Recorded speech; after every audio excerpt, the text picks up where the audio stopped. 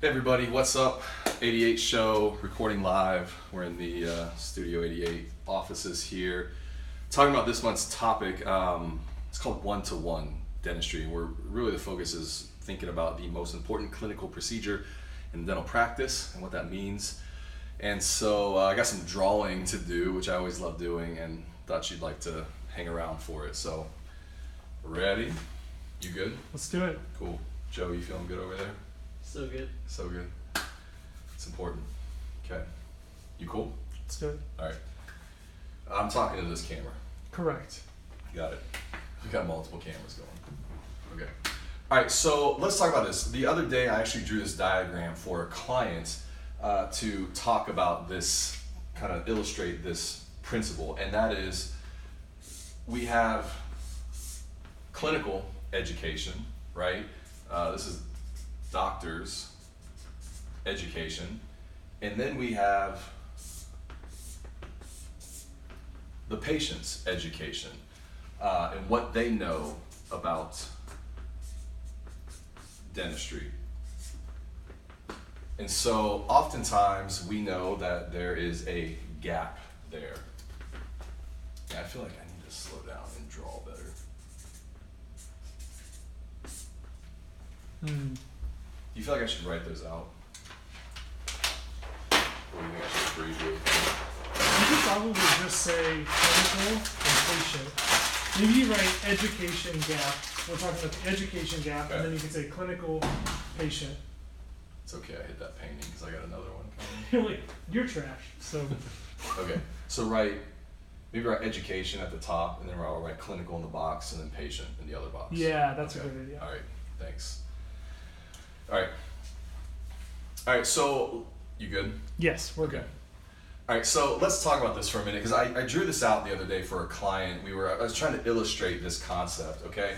And so when we're talking about education, okay, we've got two things here. We've got the clinical education. This is your education, your CE. All right, and then we have patient education and what they actually know.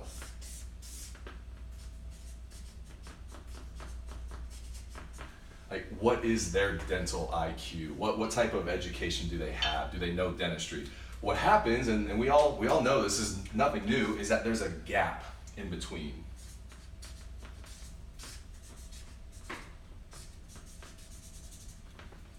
And so this gap is separated, so there's a gap in between. Yeah, we can just pick it up there. Yeah. No need to redraw it. And that's the bummer about note cards. If you like mess it up, it's like I brand know. new sheet gone. Yeah. And so there's a gap in between, right? Again, nothing new. We all know this. It's not even right or wrong, good or bad. But the solution here is that either the patient needs to learn dentistry or we need to educate the patient. But what happens a lot of times in this gap as a clinician is that we have those times where we're presenting treatment and maybe the patient seems hesitant or maybe there's a disconnect, and we can take that as insecurity in maybe our treatment planning or even our clinical schools, our clinical schools. Where do I back up now? There was one thing I noticed. It's actually probably good to just go back. Yeah. You had talked about like the patient either needs to learn dentistry or the dentist needs to teach education. It sounds like they're the same. What I'm guessing you're saying is like the patient learns it on their own, Yeah. or the dentist educates them.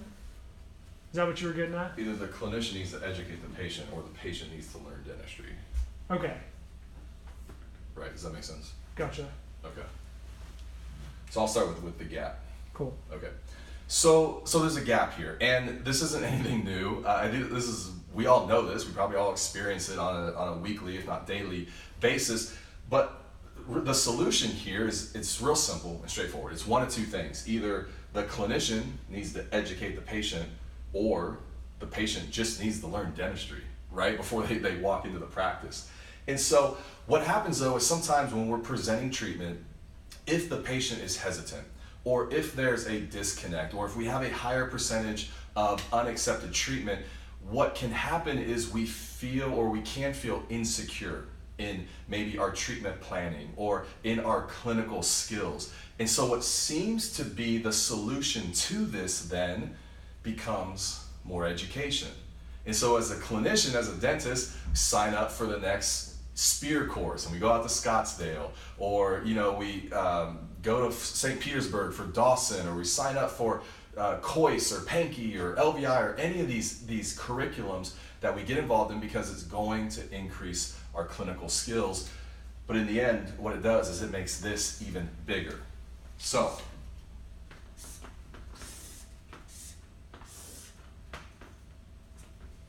I'm not sure how I want to talk about this.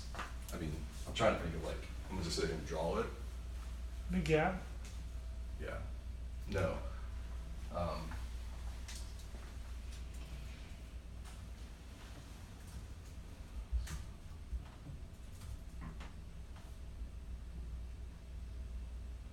Maybe I just draw this and then let you put it in over top of what I was just saying.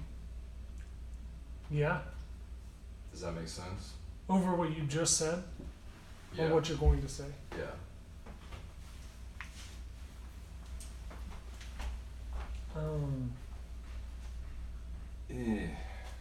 Yeah, I mean, I can do that. It's just going to be one angle for a while. Unless you think the drawing's good.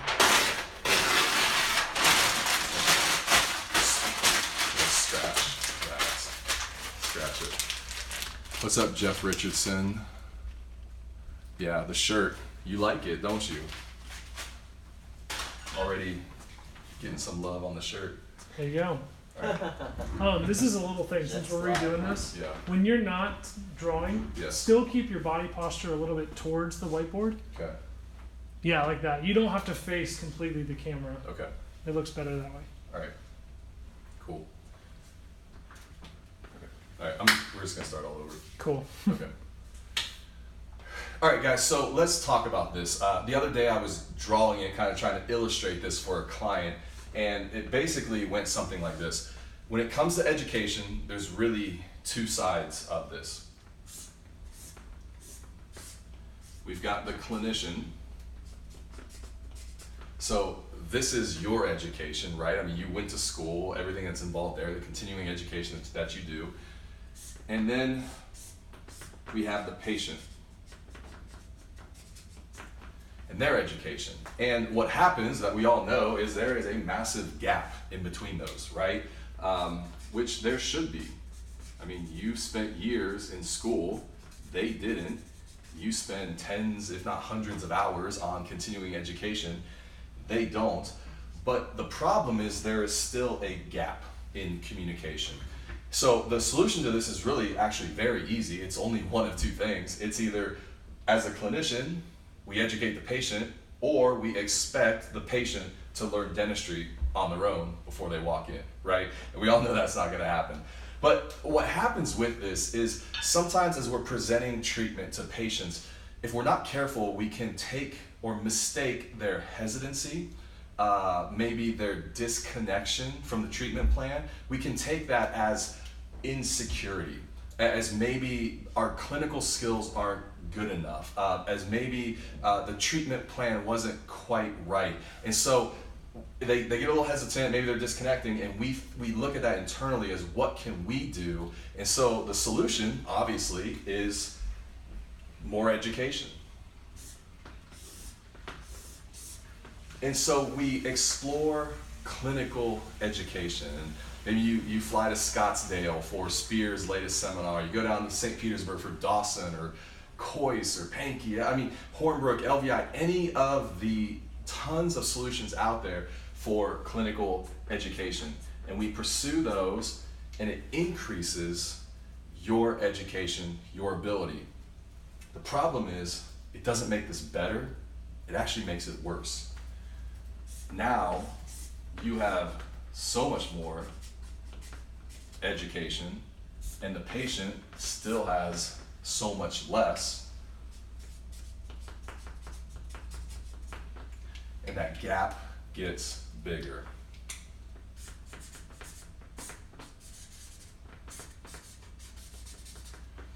And so this is not the solution. So let's talk about what, crunchy.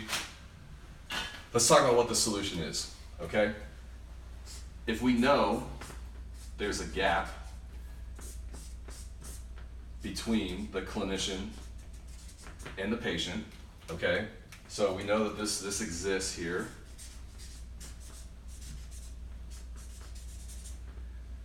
Then what would the solution be? The solution is to educate the patient, right? If the only two options are the patient learn dentistry, so we can offer to send them to the CE courses, or the clinician educates the patient, then clearly that's what we have to do. And so what does that look like? Well, I mean, articles. As a practice, we could be producing articles.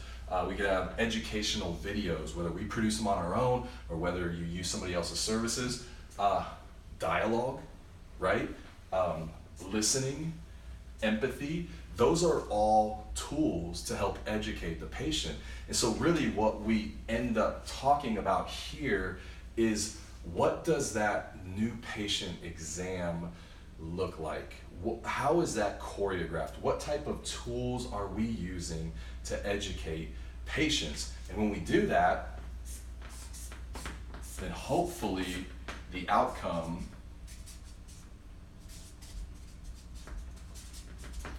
is that we squeeze that gap together. And as a clinician, as an educated clinician, we take the patient by the hand and bring them across, bring them along on that journey with us. And at the end of the day, we can call that a ton of different things: neuromuscular, bioaesthetic, complete care. But at the end of the day, it's really practicing one-to-one dentistry. Awesome. That was good. You feel like it was enough to work with there? Oh yeah, definitely. You feel like this makes sense? I mean, yeah, for sure. I think if we were to do it again, I don't think you need that box in the middle. I think that's goes without saying as you're talking about it, Okay. but it doesn't hurt to have it in there. Okay. I feel like I should have put arrows there, so you get more education and then it leads to this. And maybe done patient education and then the other one doctor education. Yeah, But that's right. all nitty gritty stuff. I don't Right. think it really matters. Yeah. I feel tense trying to write everything when there's a video There's a happening. rush, yeah. Right, yeah. It doesn't take as long as you think it I does. know, and you can cut all that In out. fact, I'm trying to get to your shot and you're already done drawing by the time I'm Yeah, so next time we do a drawing thing, feel free to just take your time. yeah, okay. I don't know, do you feel like it's worth trying it one more time and just really slow down and see? Or? That's totally your call. If you Okay. want to do it one more time, I think what we have will work, but if you want to perfect it, it's just up to you. I might try one more time. Cool. You could even do it on one sheet if you wanted to. That's true, because because the first time this would be Yeah. doctor, and I could actually cross it out and put Right. patient. That's actually a great call, and then I could just redraw all the boxes. That might actually be cool. Yeah. Yeah. And you know what? I may introduce a blue marker into that. Oh, cool. That would be sweet. Whoa.